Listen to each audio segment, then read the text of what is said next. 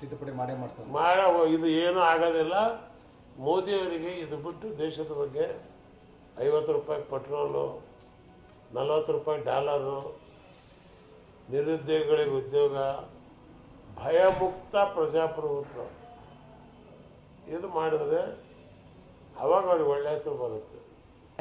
Sir, ಈಗ ಅಲಿಂಗ ಏನಾದ್ರು ಮತ್ತೆ ಚಾಲನೆ ಕೊಟ್ಟಿದ್ರೆ ಏನು ಹೋಗ್ತಾ ಇದೆ ಈಗ ಶುರುವಾಗಿದ್ದೀವಲ್ಲ.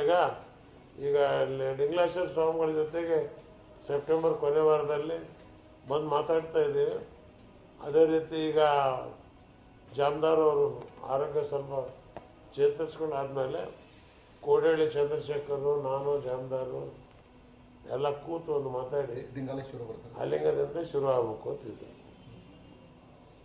ಯಾಕೆ ಟಗರ ಮೇಲೆ ಭಾಳ ಪ್ರೀತಿ ಕೂರಾಗ್ತಿತ್ತು ಮತ್ತೆ ಅಲ್ಲ, ಟಗರ್ ಮೇಲೆ ಪ್ರೀತಿ ಅಂತಲ್ಲ, ಒಳ್ಳೆ ಮನುಷ್ಯ. ಅದು ಮಾತಾಡಕ್ ಭಾರಿ ಒಳ್ಳೆ ಮನುಷ್ಯ ತಂದು ಅದು ಸಿದ್ದರಾಮಯ್ಯ ಭ್ರಷ್ಟರಲ್ಲ, ಹೊಗಳಬಿಟ್ರೆ ಹಾಳು ಮಾಡಿದ್ರು ಅವರನ್ನ. ಸತ್ಯಾಂಶ ಹೇಳಿದ್ರೆ ಸಾಕಾಗಿತ್ತು ಅಲ್ರಿ. ಸಿದ್ದರಾಮಯ್ಯ ಆ ಕಾಲದಲ್ಲಿ ಡೆಪ್ಯೂಟಿ ಚೀಫ್ ಮಿನಿಸ್ಟರ್ ಇದ್ದಾಗ ಅವಾಗ ಮಾಡ್ಕೊಳಕ್ಕಾಗ್ತಿರಲಿಲ್ಲ ದುಡ್ಡು. ನಾನು ಯಾರ ಮೇಲಾದರೂ ಸುಳ್ಳು ಹೇಳಿದ್ರೆ ಪ್ರಹ್ಲಾದ್ ಜೋಶಿ ಅವರಿದ್ದರು, ಅವರು ಸತ್ಯವಂತರು ಅಂತ ನಾನು ಹೇಳಿದ್ರೆ ನಾನು BJP ಆಗ್ತೇನೆ.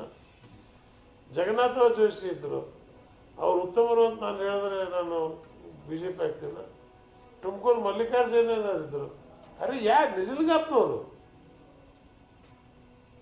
ಇವತ್ತು ಸಿದ್ದರಾಮಯ್ಯ ಆತನಿಗೆ ದುಡ್ಡಿನ ಆಸೆ ಇಲ್ಲ, ಯಾರಾದರೂ ಹೆಸರು ಹೇಳ್ಕೊಂಡು ಮಾಡ್ಕೊಂಡಿರ್ಬೋದು. ಆದ್ದರಿಂದ ಅವ್ರ ಮೇಲೆ ಹೇಳೋದು ತಪ್ಪಪ್ಪ ಅಂತಂತ ಹೇಳ್ದೆ ಅಷ್ಟೇ ಹೊರತು ಇನ್ನೇನು ಅದ್ರ ವಿಶೇಷ ಏನಿಲ್ಲ.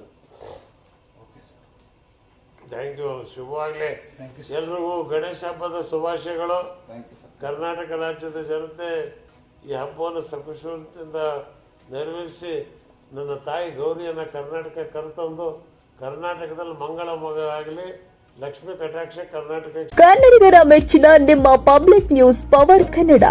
ನಮ್ಮ ಚಾನೆಲ್ ಫಾಲೋ ಮಾಡಿ, ಸಬ್ಸ್ಕ್ರೈಬ್ ಮಾಡಿ, ನೋಟಿಫಿಕೇಶನ್ ಆನ್ ಮಾಡಿ.